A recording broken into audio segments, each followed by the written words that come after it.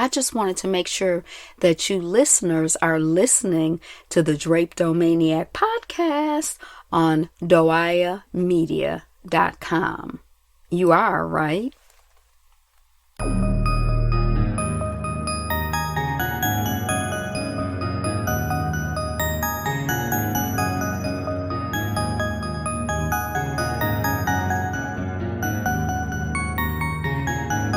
Peace, family, and welcome to this edition of the Drapedomaniac podcast. This is by Yapa, the HDIC, that is the head Drapedomaniac in charge.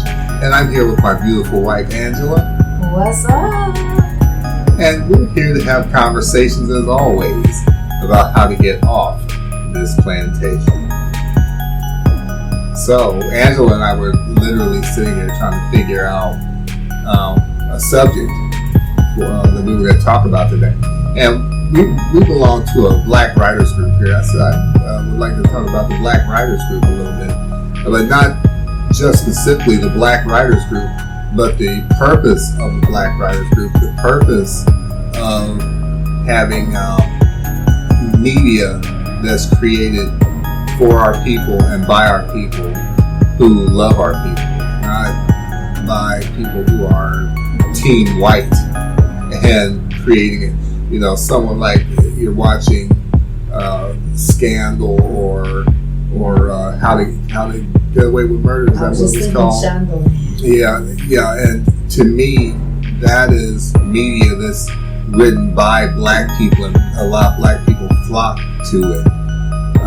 But it's not really for us.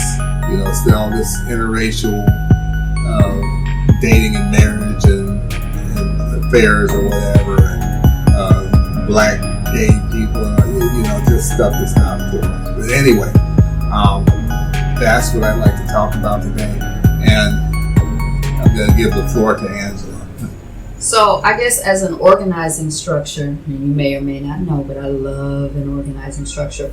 I want to talk about Black Writers Group. Each of those words and kind of the significance and the importance of those words and the implications of those words. We were part of, I facilitate the group here, and it kind of grew out of a discussion with a woman that I know here who is interested in doing retreats and has written a book. So anyway, we got to talking, and so I've been facilitating the group.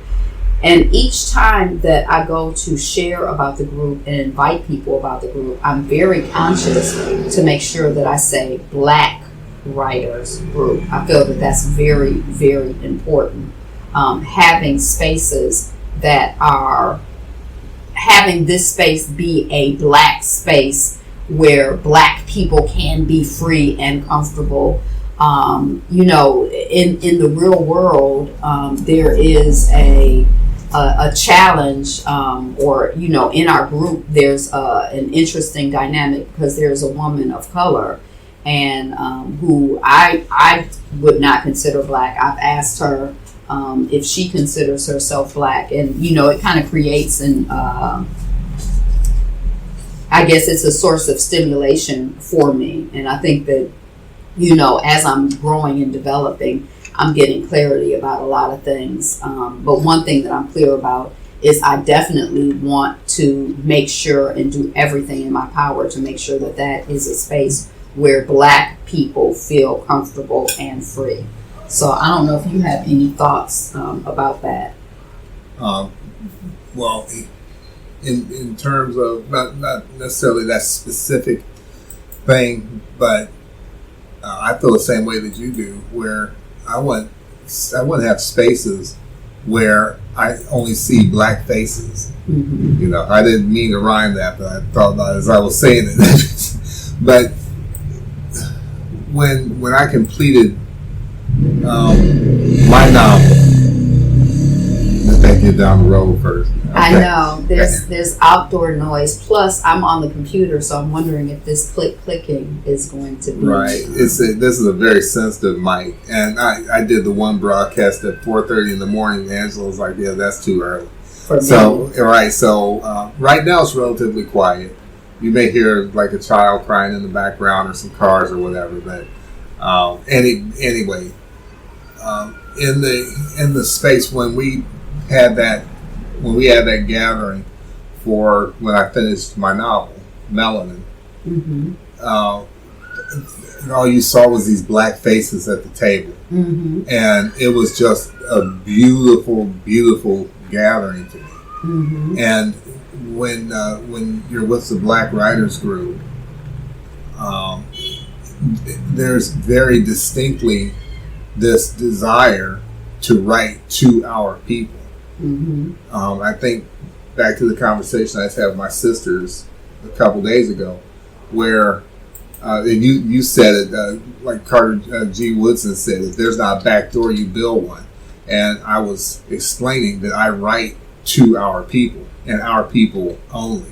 And there's one story in particular where I had have a black man going back into the past, and he's saving different people like George Stinney, Emmett Till, and so on. And they said, oh, but he never goes back and saves any white people. I'm like, yeah, no, he does not. But my point to them was, and they actually got the point. I said, my wife especially though, she watches a lot of Korean dramas. She watches Japanese dramas. She watches like dramas from all over the world. And when you watch like a K-drama or whatever, they're writing to their people. When you watch something that's Indian, like from India, you don't see a whole bunch of black or white people or whatever, and you might see a few, but their stories, their writing, everything is geared toward their people. Everybody writes to their own people. Mm-hmm. But then as soon as we want to write exclusively to our people, it's a problem. Mm-hmm.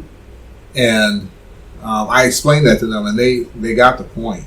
But just like I said, Carter G. Woodson, if there's not a back door, then you create one. Mm-hmm. There wasn't a white person to say, what about us? You have to think about us. So we as black people did it. We what about the white people? We have to be inclusive. We have to be good people and write for everyone and save everyone. Right. And I'm like, my thing is they got plenty of media. They don't need my little books or stories and so on aren't going to turn some big tide.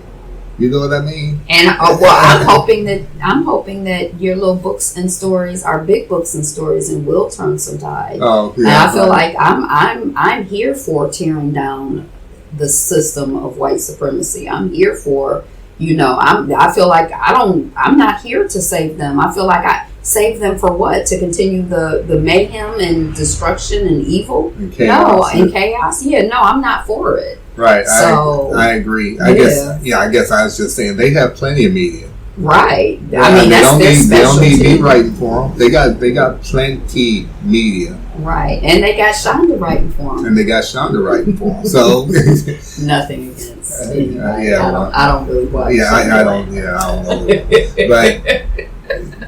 But yeah, I like these space. I mean, there's no way that I can have this conversation and not mention Sister Ajali. In her book This Black, which Angela is presently reading, I've read, and Furnace of Affliction, and she's right now working on the sequel to This Black. And from what she has described, I don't know if I talked to you about it, but just from what she described, I'm like, well, wait a minute, this sounds like this is getting ready to get crazy. Mm-hmm. And I mean crazy good. Mm-hmm. So anyway, she represents to me, and who writes Blanche, the Blanche White series? Is it Margaret Avery? I think it is, but there's a series of mysteries that feature this black woman named Blanche White. And Barbara Neely, thank you. Because Angela's the one that introduced me to the series. And when you read it, you can tell that, she's actually written it to a wide audience, but she is definitely black people based. Her character does things in the book and comes to decisions in the book that's based on her and her blackness and so on. So also Angela got a book called I Spread My Wings and Fly. It's a hard listen for me because she usually reads it to me, and it's a hard listen for me just because of at least the way that it started out. It's because it starts out on a plantation, and but again, you can tell that she's writing to black people, and that's all I'm saying is that I like spaces where, whether it's books or television or movies or whatever, you can tell that they're speaking to our people. It's not coming out of Hollywood. It's not coming out of stuff that basically just has a black face on it. Because even in the movie Black Panther, they end up having to put this white savior in at the end. I mean, you want something, or I want something that is geared toward our people, for our people, by people who love our people and understand our people. And I think, I actually think that that's it, that being for our people is an ongoing process, and I think it's an ongoing conversation, and I think there are waves and variations of it. Just like I think that there are waves and variations of blackness. We've kind of had that conversation before, but like, how do you define who is black?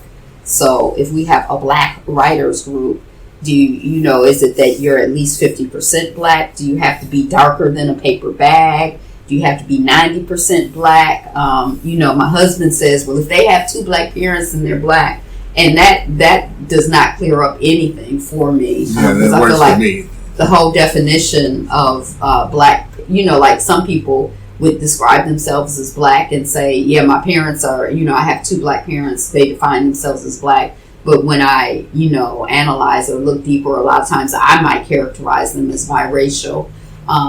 So I kind of feel like this whole blackness thing is not just a clear-cut line in my mind. And I think that the same thing, let me just say this, that I think that as writers, as creators, I think that if as we're conscious of ourselves as black writers and black creators, that the disease of white supremacy is in us, and it may be to a greater or lesser degree. And I think that I always ask myself, like when I hear people talking about black people, oh, black people, they, and I've tried to train myself to say black people, we. To include me in it, we, us, our, and to, and I notice it a lot.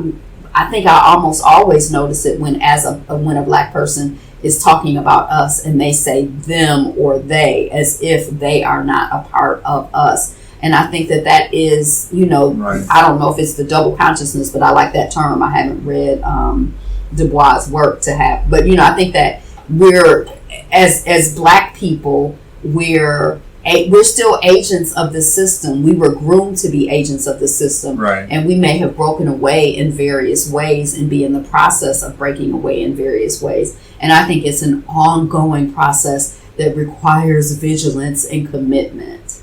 Right, I agree. And like as a writer, as a creator, I think that a lot of black people, when we do things, it's like in our consciousness that, well, we want to be all inclusive and we want to show that we're not like them. I don't give a crap about showing that I'm not like that. Just like just a few minutes ago, and we were talking about, I'm like, dude, I'm not going to try to convince the devil that I'm a good person. Mm-hmm. And I mean, like I'm not going to try to convince Satan that I'm a good person. What do I care whether Satan thinks I'm a good person or not? Mm-hmm. Whether I am or not. Mm-hmm. I'm like, dude, look at you. Mm-hmm. Who are you that I'm trying to prove anything to you whatsoever? Mm-hmm. So to that end, when we write or create for our people, we don't. It's not like it's not like we don't have white people in our work or in our books or whatever, because you live in the world. There are white people in the world.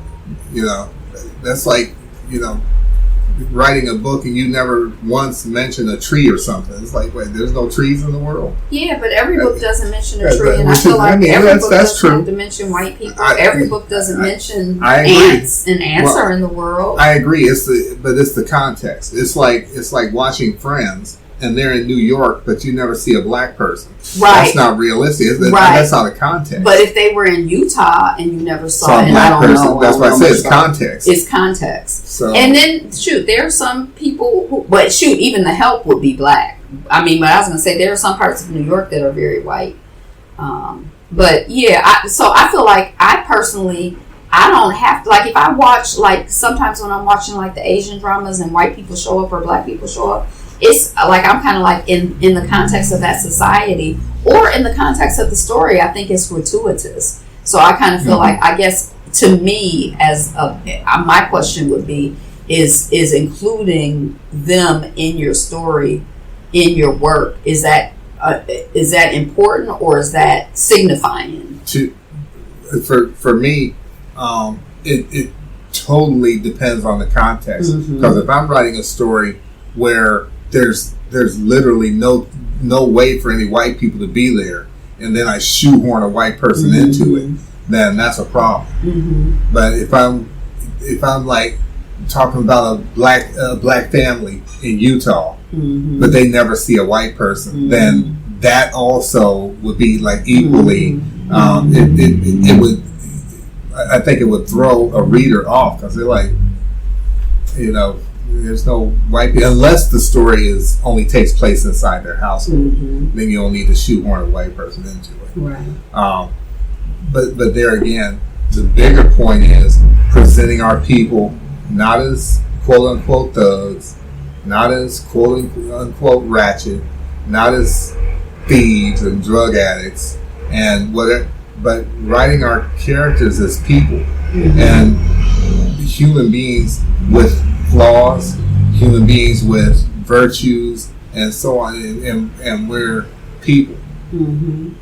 We're people, and not in their context, and and not from their perspective, from our perspective, and discovering and rediscovering.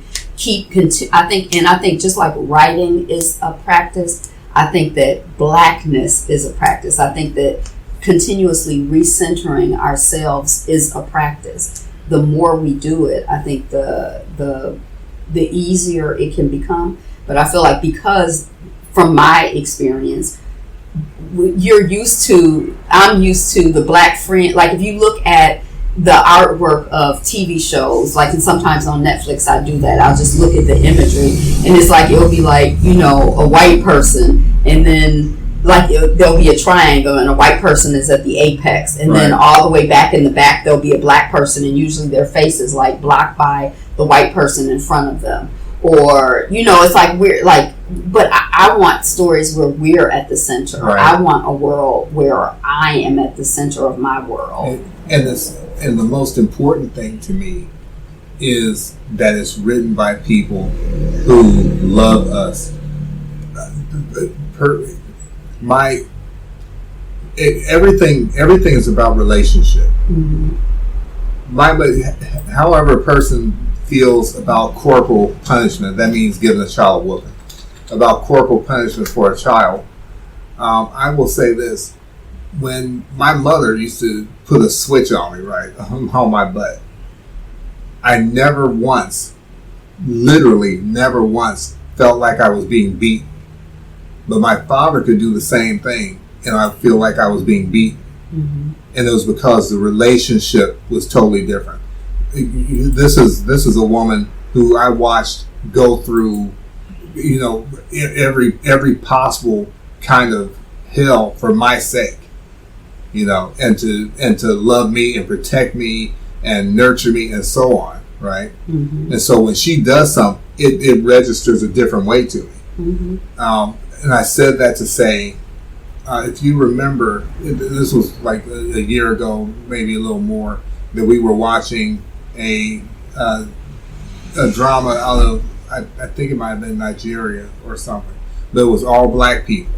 I don't think there was like a white face in the movie, but it's all black people. It's written to black people and so on, and they had a black character in the movie that was gay, and I didn't feel the least bit offended by it, because the truth is, and you know how I feel about black, gay black characters, but the truth of it is there are some black people in the world who are gay.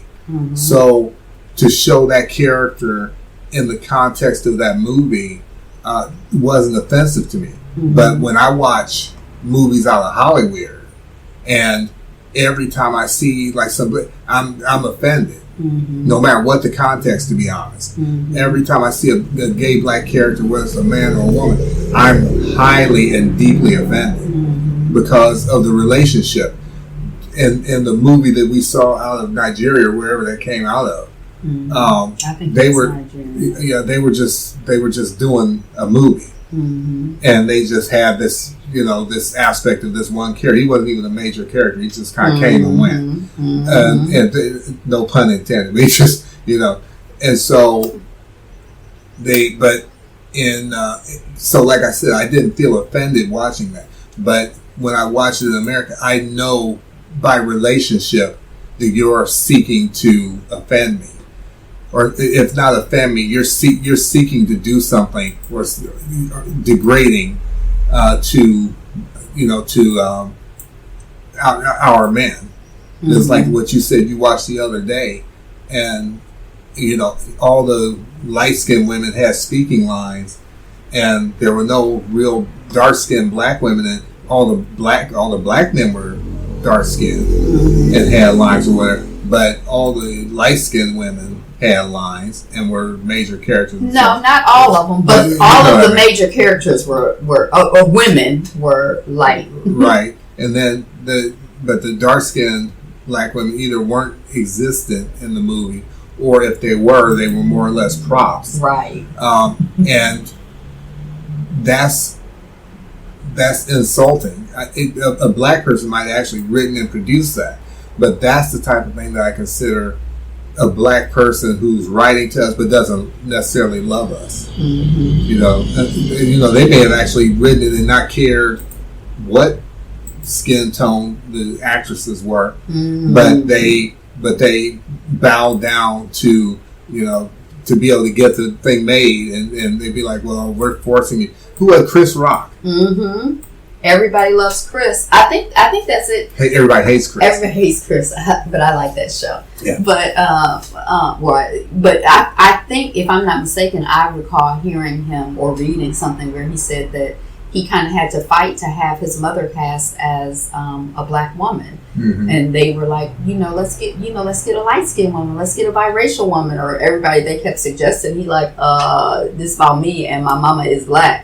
And there was like so much pressure to change, the visual aspect of the story to reflect, something that supports the agenda of this place or that place. Right. So, yeah. And so that's black. I feel like to me, black is a practice, and staying black in my consciousness is a black practice. Right. And just, and that is in the Black Writers Group. We are all where we are and on all paths. My desire is for any space that I'm in to be a safe place for black people to grow and develop honestly and sincerely. So I feel like, there's probably some baseline, like if someone in their growth and development is coming in and they're like, I hate black people, niggers ain't shit, and they're a black person, they probably can't be a part of the group. Exactly. But that's like a real low baseline. But like, I feel like, everyone is not, we're all at different stages of development, and it's an ongoing process. So I want to support and encourage black folks in our growth and development, and I want us to be safe to grow and develop. I don't want us to feel like we have to be perfect. So anyway, black, and then the next word is writers, and and I think of writers as something, I think that writing is a particular type of creating. I actually think it's kind of like a creators group, but we're specifically focused on writing. Right.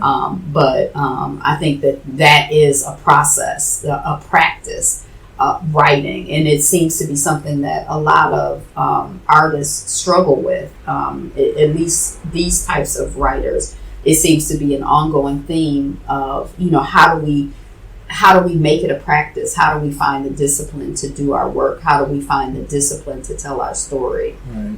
How do we practice writing? And how do we fine tune our craft, or how do we tune our craft? How do we develop ourselves as writers? Right. And that's the thing, is that as writers, you of course deal with words. Mm-hmm. But the focus doesn't necessarily even have to be just writing. It's any art form or anything that pertains to our people in a positive way. Mm-hmm. And I mean that to say, literally, everything begins with words. Mm-hmm. Nothing exists. Nothing exists that didn't start with words. Mm-hmm. I'm sitting here and I'm thinking in words.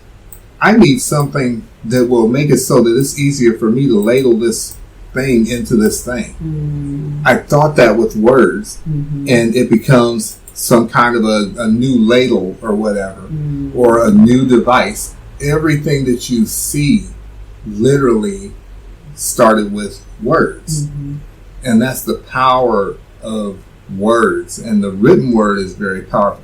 People have been assassinated behind what they've written, because there's a power in words. There's the saying, the pen is mightier than the sword.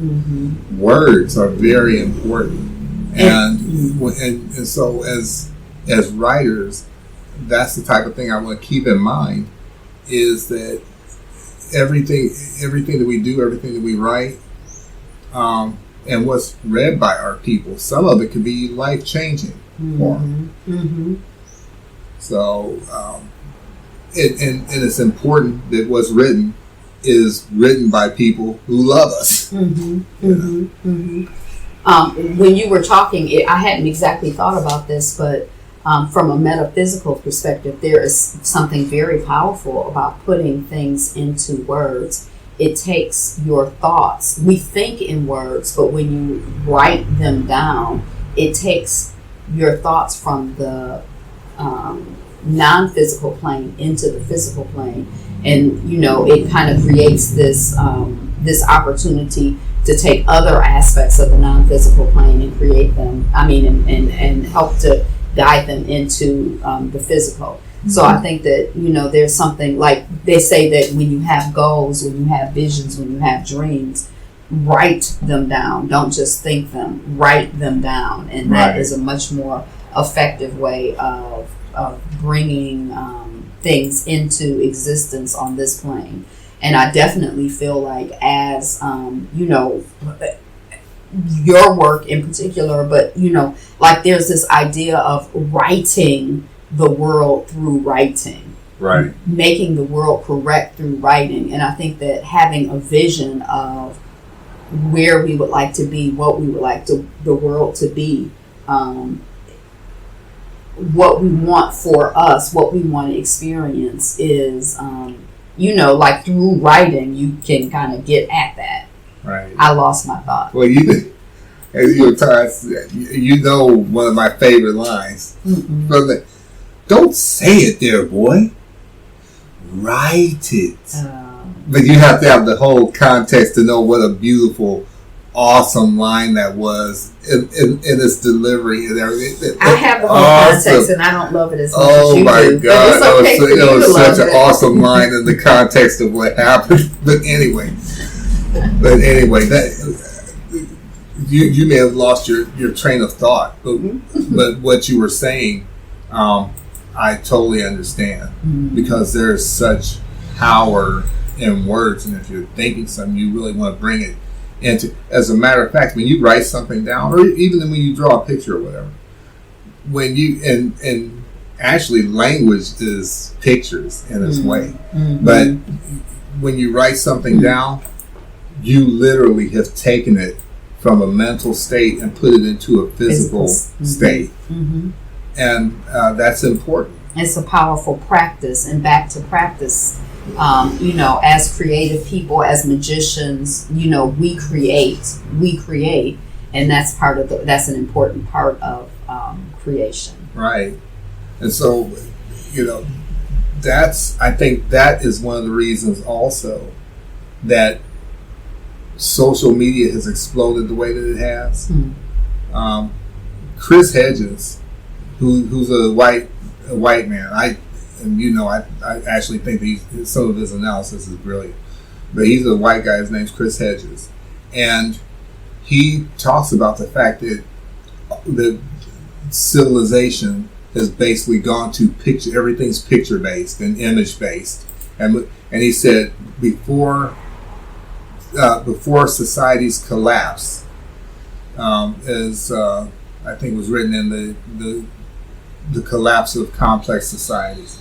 He was quoting kind of from that and from his own research, where he just said, before societies collapse, there's like a number of things that happens, and one of them becomes that they become image based, and people stop reading, and people might read text or whatever, but he's talking about like deep reading, and it goes to reading. You have something like music. One of the reasons that music is so popular and people love music so much is that you can literally do anything. You can do anything while you're listening to music. You can drive, you can wash dishes, you can sleep, you can make love, you can do anything while you're listening to music, and actually be listening to the music while you're doing it. But when you're reading, you can only be reading. You can't be doing anything else. You have music playing in the background. Yeah, you can have music playing in the background. Well, that's still referring to music. Where I said you can do anything while you're listening to music. But while you're reading, you can listen to music. I guarantee you that when you're reading, you're not really. You're hearing the music, but you're not listening to it. It's true. You have to pay when you're reading. You have to pay attention to what you're reading, or else you're not going to get it. And I think that society has been conditioned, is being conditioned, and has been conditioned to stop reading, because reading, I think, activates deeper thought and deeper analysis. But I can get on YouTube and just listen to somebody run their mouth, and what they say sounds good on the surface, and so you'd be like, that's true. And what they're saying is a bunch of nonsense if you do a deeper analysis of it. True. But when you're reading something, you can actually tear it apart while you're reading. I read my own books and stories, and I can tear those apart while I'm reading. Oh, you got books and stories? Yeah, well, my own book and stories, and I'm working on my third novel now, or my second novel. I have one novel completed. That's called Melanin. That's like 500 some pages by actually, and then there's Paradigm Void, which is a collection of short stories. That's 500 some pages, and Angela's presently editing that. Yeah, and, you got books, baby. I was celebrating with you. I know. Oh. Now I'm working on my second novel and third book, which is called "And What of the Cargo." So anyway, I lost my train of thought trying to hawk my books. Oh, I thought I was harassing you. But I lost my train of thought. Well, you were saying, you can listen to anything without, but when you're listening to your books and your stories, then there's something. When I'm reading those, I'm actually finding myself doing a deeper analysis of my own work, and I think that's what happens when you read things. If you read a news article, read a magazine or whatever, as opposed to listening to people just talk off the top of their head. Now, there's something to be said for people talking off the top of their head, because some people have done analysis, and they're just passing on what they have concluded, and so there's value in that. But if everything that you get is based on, I watched it on the news, I heard it on on social media or whatever, and there's no deeper analysis, then in my opinion that's the problem. So I think that there is something to be said for an oral tradition. There's definitely something to be said for a visual tradition, and there's something to be said for reading. And I think that our brain needs all different types of stimulation and all different types of engagement. And so, it's good to mix it up and stimulate yourself in different ways. And I guess that's where there's a problem in society, is because before I think people were mixing it up, but now it's like just strongly leaning toward, I'm just going to turn this on and listen to what this person has to say, or look at these images or whatever. And especially now with the way that images can be manipulated and video can be manipulated and deep fakes and so on, that I could sit and do, on in Adobe Premiere or whatever, or Photoshop. So now you're living in an era where the written word is on the decline. Sister Ajali's king, Brother Z, he said print is dead. I don't necessarily know or believe that print is dead, but I do think that it is greatly diminished. That said, what happens when you live in a society or live in a world where people stop paying attention to writing and start paying more attention to images and to video, right? And images and video can easily be manipulated. The written word can be easily manipulated. That's true too. But there again, when you're reading, I think by its nature causes you to analyze it more deeply and to look at it more closely, because you're concentrating on it. And so you can read something and then it'll sound sideways. You'd be like, something sounds weird about that as I'm reading it. Let me go back. Let me read that again. And then let me research this in someplace else, as opposed to someone puts a picture up in front of you of something happening in Ukraine, and it's photoshopped to look like explosions and photoshopped to look like something's going on that isn't going on, type of thing. But you're looking at this image and you're taking this image at face value. So, back to, Black writers. What's the group part? Group. Oh, so the reason that I kind of got inspired to go forward with the group is because when you finished your book and I'm like, we should celebrate, and we had that gathering, I really felt reminded of the power of the group. It was nice to celebrate as a group, but I think that as writers, there's something to be said for support. Now, you sort of kickstarted yourself in a way, and we came back from traveling, and every day I'm going to write 3 pages, I'm going to write 10 pages, I wrote 800 pages today, or it just kind of escalated and the momentum built upon itself. But as your momentum was building, my momentum was building. Right. Now, my momentum building may not be as obvious as your momentum building, because I see it. Right, and I felt like and so I felt that our support of each other is important. You and I, our support of each other, but in the broader context as well. And so the importance to me of the group is us supporting one another, us supporting each other and growing and developing as Black people, us supporting each other and growing and developing as artists, as writers, us supporting each other, and the practice of support So we get together every week. I feel like, it's a practice. Support. Right. So that's what group is to me, part of it. Right. And so, yeah, that's the way I feel about it.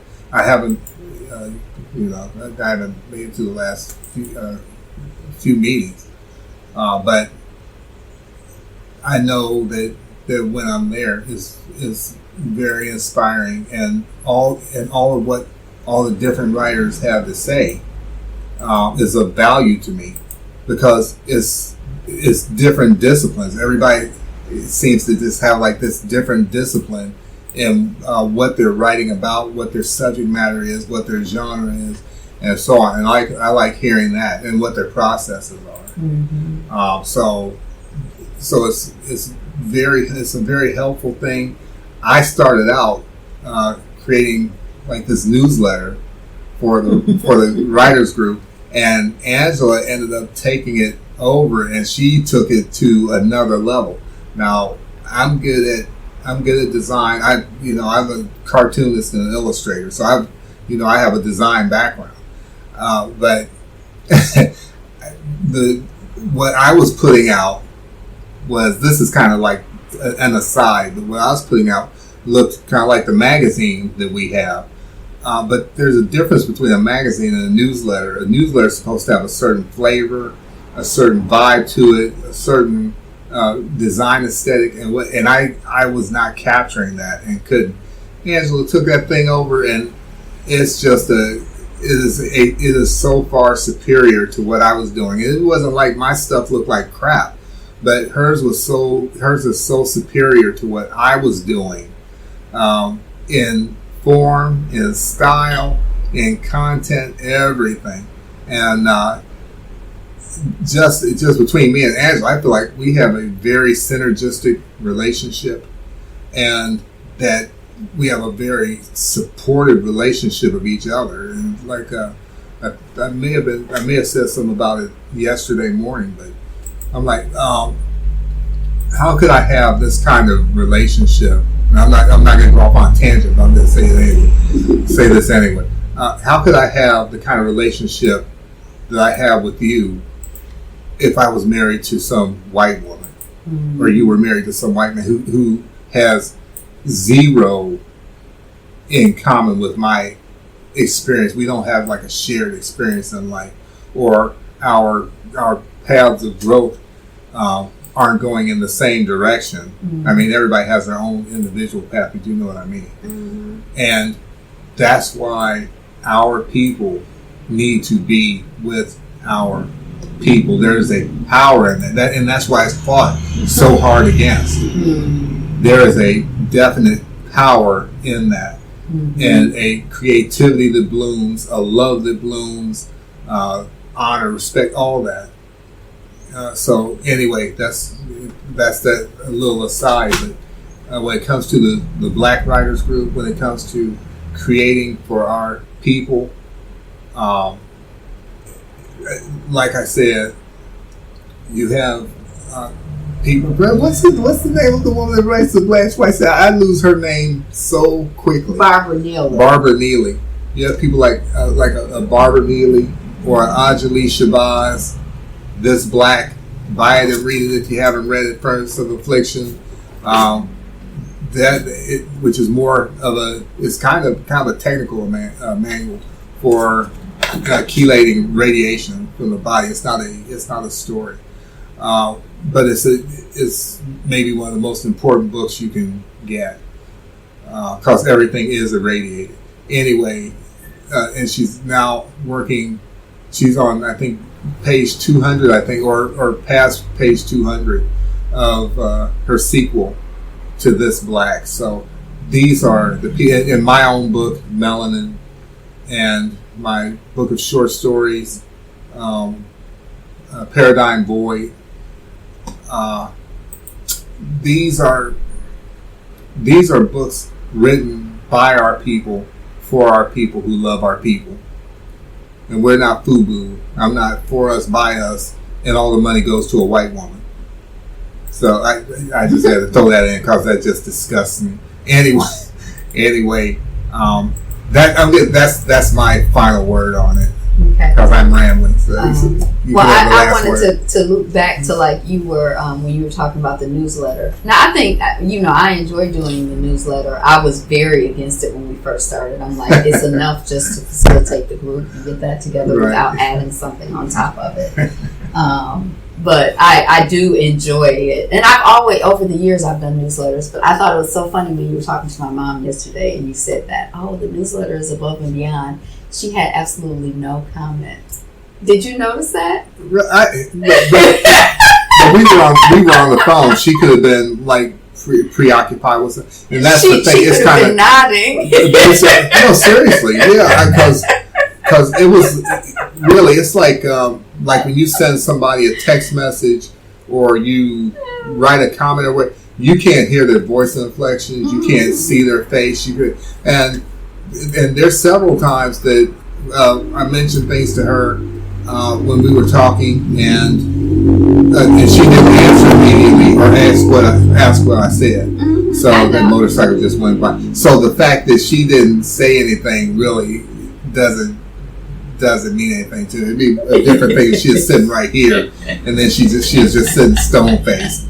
But I have absolutely no way to know what she's doing. So my assumption is never. I was thinking that she was not agreeing with you, but since she was my mom, she wasn't going to say that. Yeah, I thought your newsletter was nice, but that was a total aside. And then the other aspect of group is, I feel like as a people we are more collectively oriented. And I think that's more our nature. I think that's more in alignment with who we are, and we benefit from that. Mm-hmm. I think as artists, I think that we benefit from interacting from one another. We get stimulated by one another. So that's just to go back to like that word group and the importance of, developing, finding, connecting with support systems, connecting with groups of like-minded people, of people with similar goals and similar agendas and working together.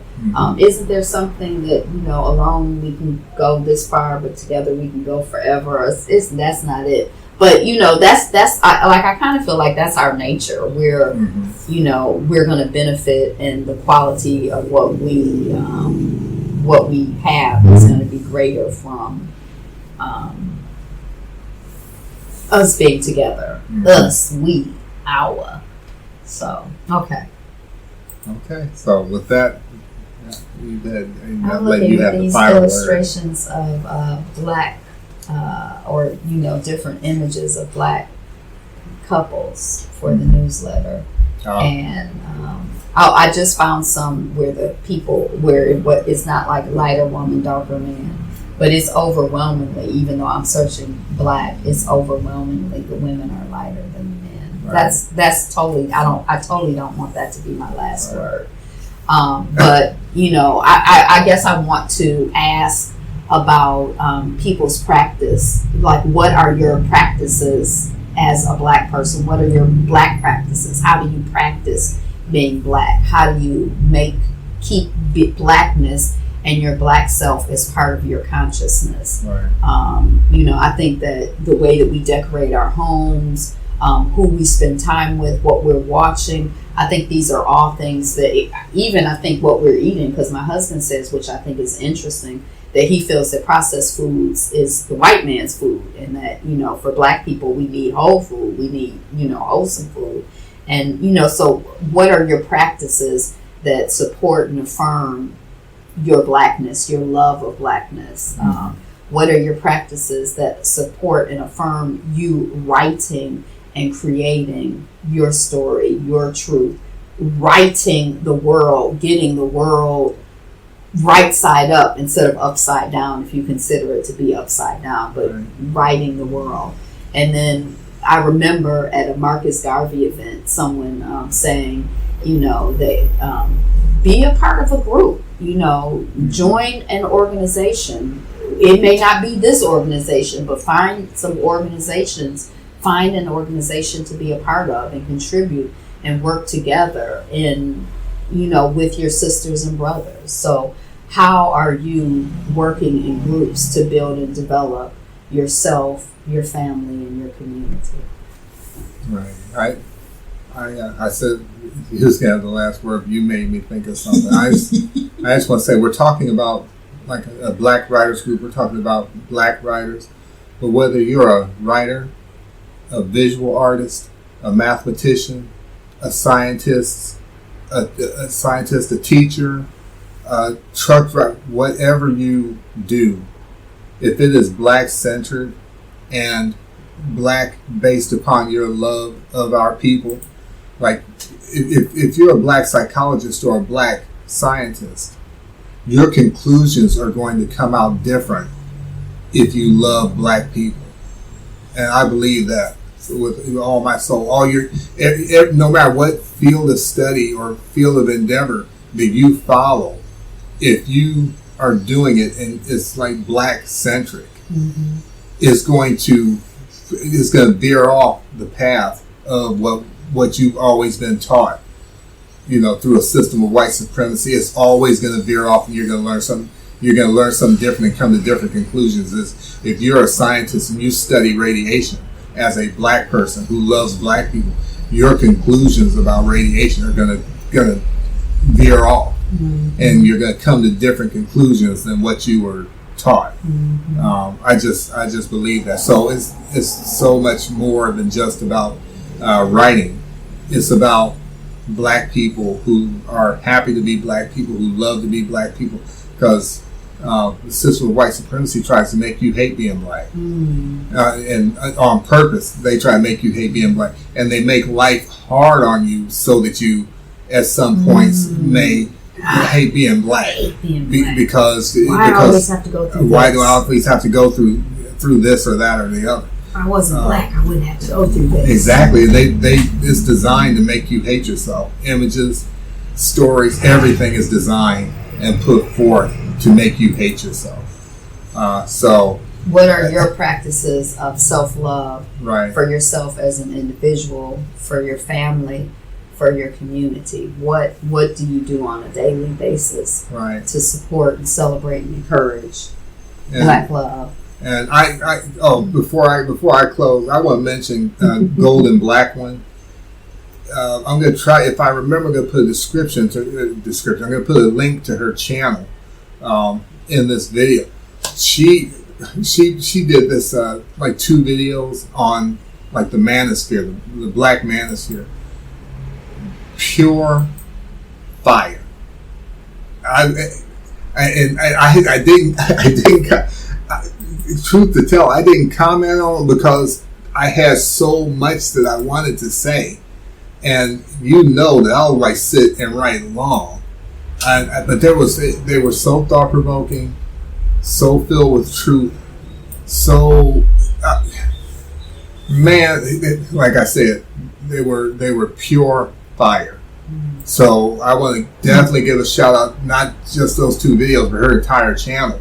This Golden Black One. I'll try to remember to leave a link. This isn't going to load until 9 o'clock tonight, so I'll have to like go back and do it.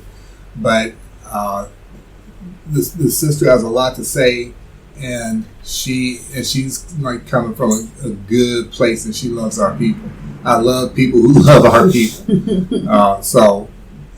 But that's 2 videos on Black Manosphere. I was like, man, she was like nailing it down hard. And anyway, that's kind of an aside.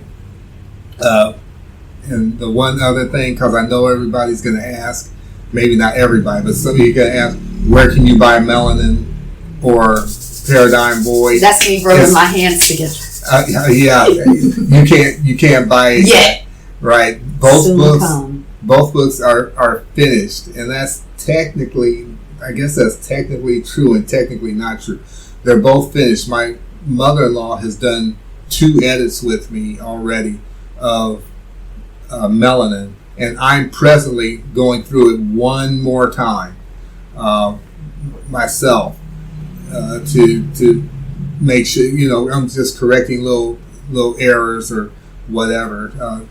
You're words. tightening it up. Yeah, I'm tightening That's it part up. of the writing. Editing Right. is part of the writing process. So is the book really finished? I consider it to be finished because it's done. I mean, it's the writing part of it is done now. Phase 1 is done. Just tweaking it. Mm-hmm. So that's where it is right now. I'm on my final edit, and I think my mother-in-law is going to do another edit.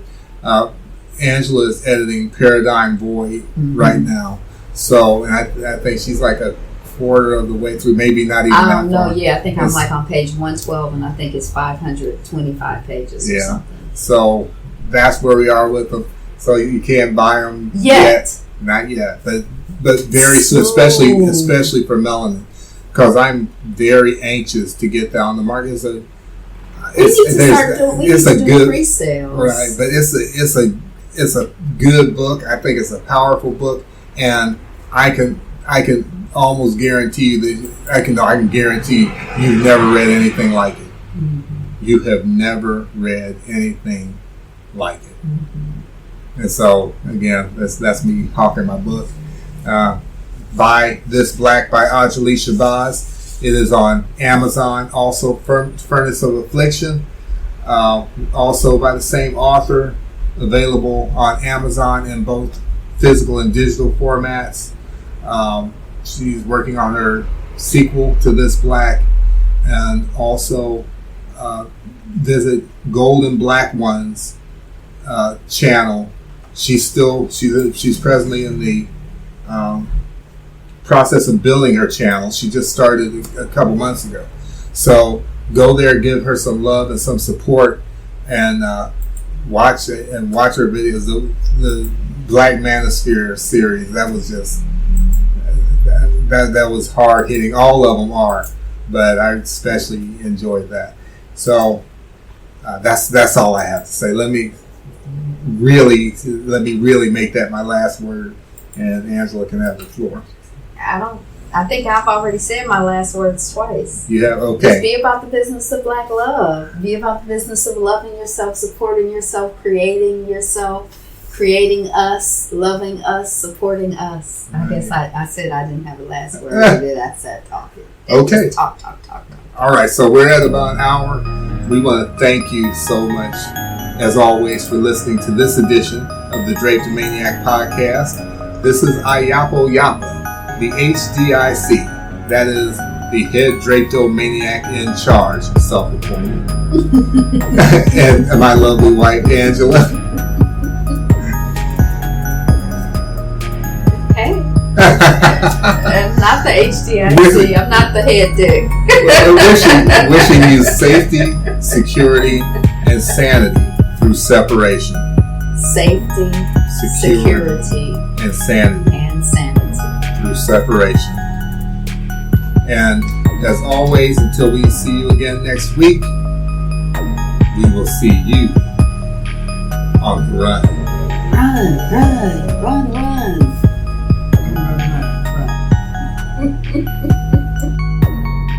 And thank you again for listening to the Draptomaniac podcast. Tune in next week at doiamedia.com. DOIAMEDIA.com. And again, we'll catch you on the run. Peace.